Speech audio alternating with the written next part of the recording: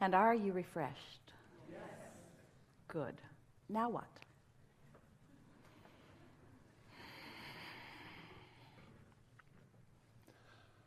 "13 years ago, I was diagnosed with a chronic disease. And last year, my mom was diagnosed with the same thing. My question is, why do unexpected bad things happen when I didn't ask for it? 2 weeks I was sick, and then they diagnosed me, and my life changed ever since. My mom,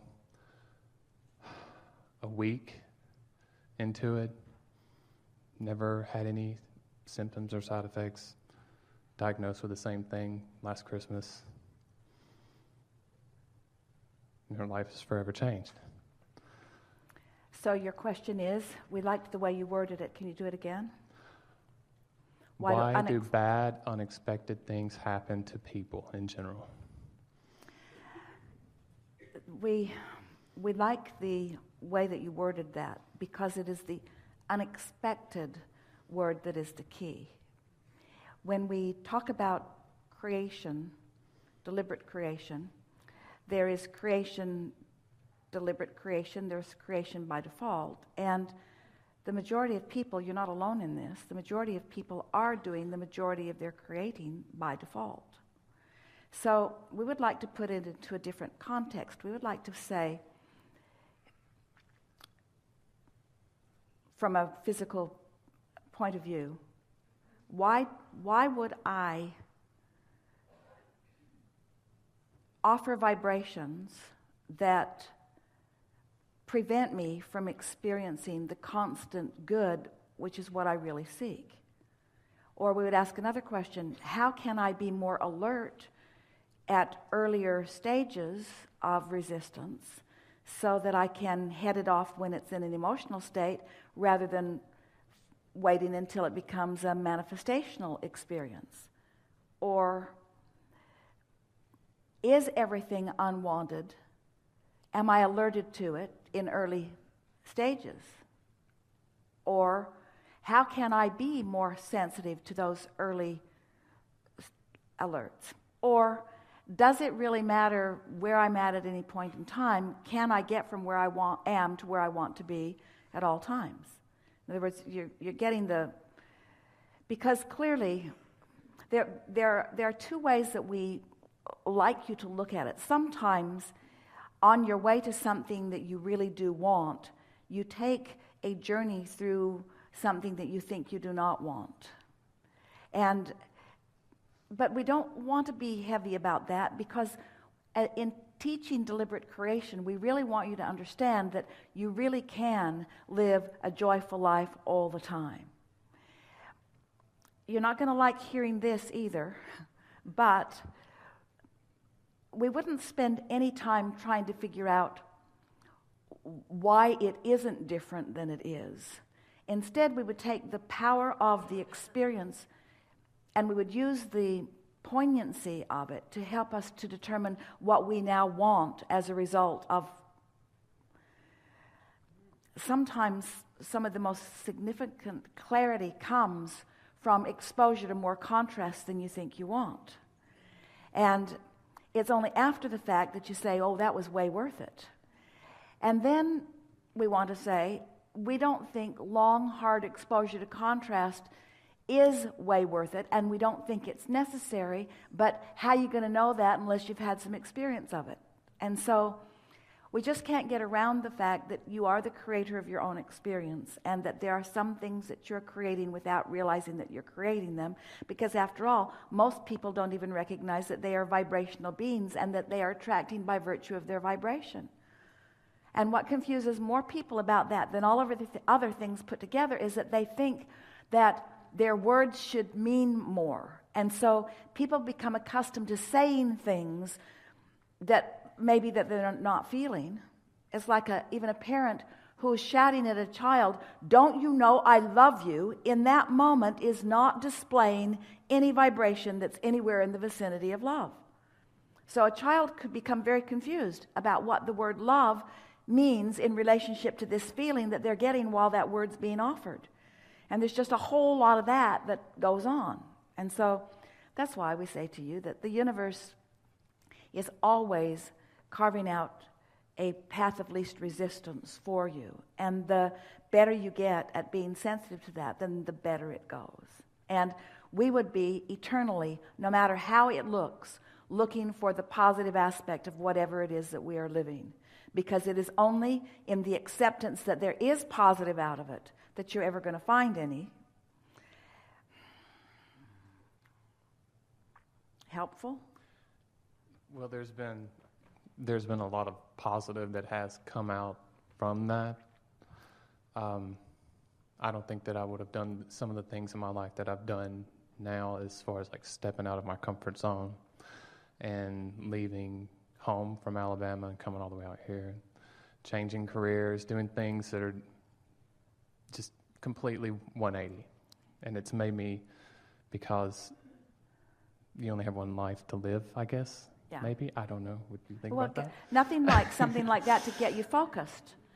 Esther always says she shines in a crisis, and we say the reason she shines in a crisis is because it causes her to focus. But you don't need the crises to focus. There has been a lot of good that's come out of it. Yeah. There a lot more than I expected.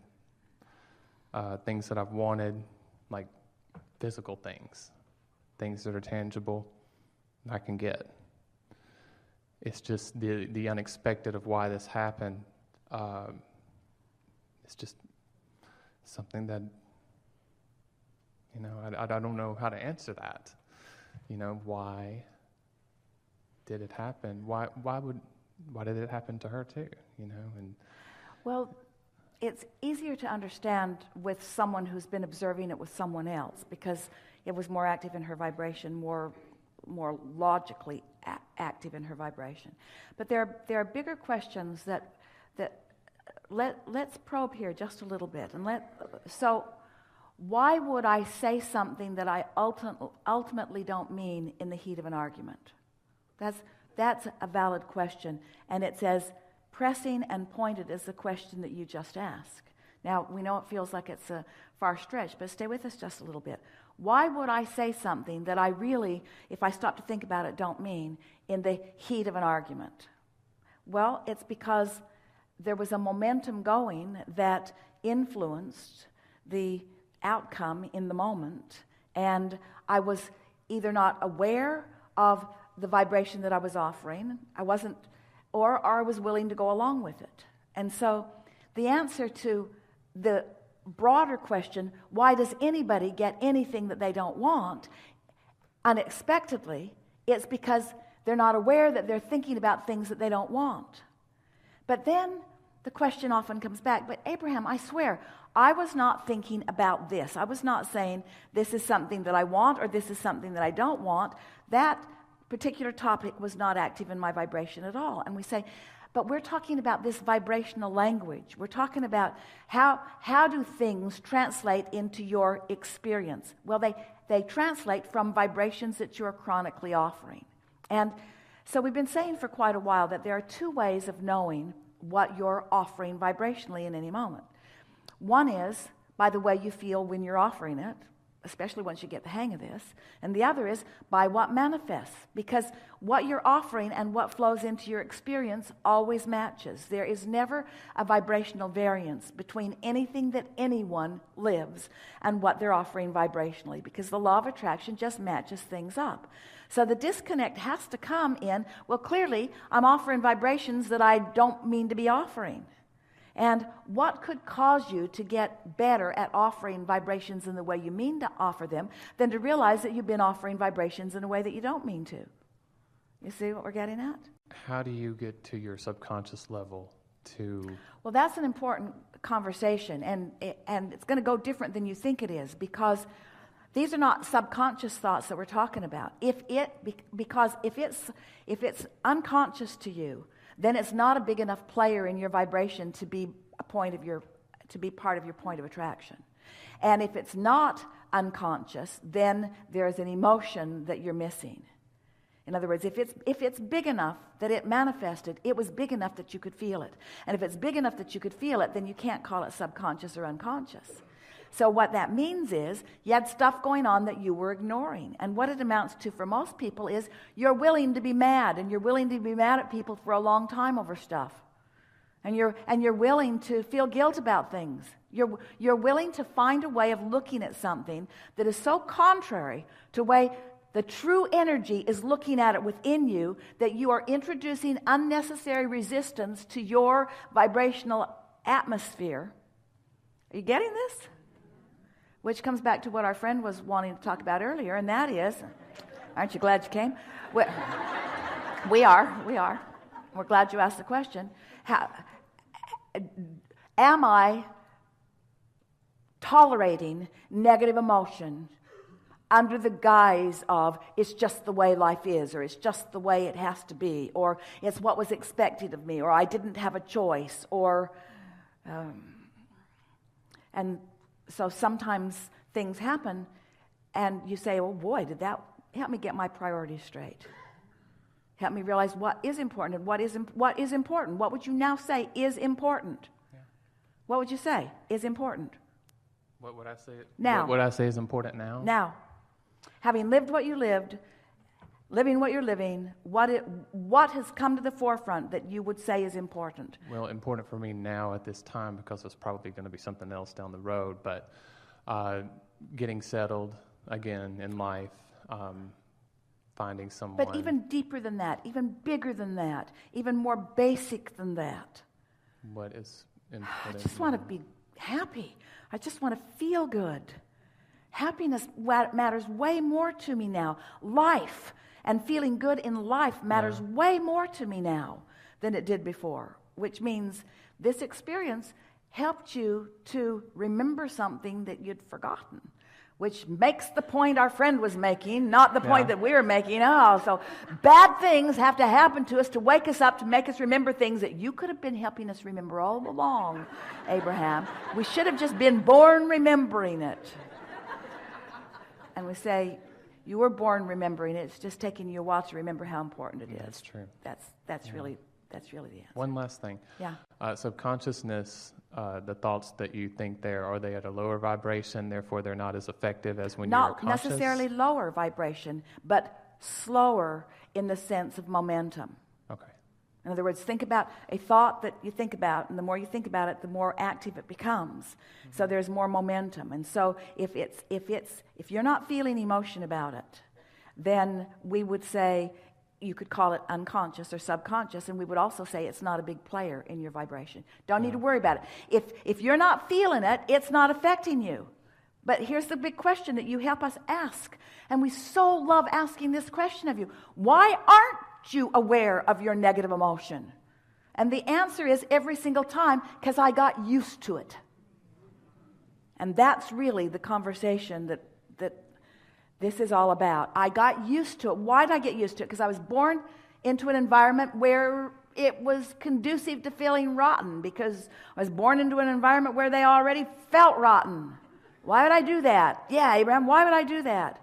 Because you knew you had guidance, and you knew you'd figure it out, and you knew that even living what you didn't want would help you put plenty of stuff in your vortex, and you knew you had a long, eternal life experience, and you knew your guidance wouldn't let you down, and you knew that the dominant vibration was one of well-being, and you said, I want to play in a game that when I win, I'll really know that I won.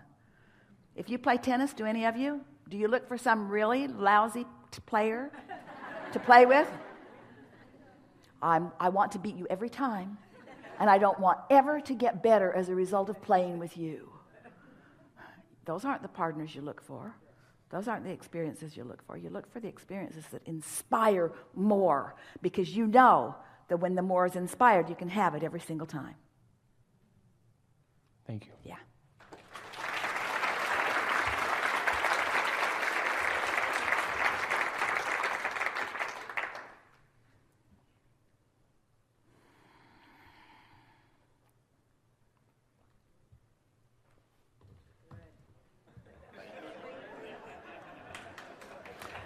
We've all been expecting him, haven't we?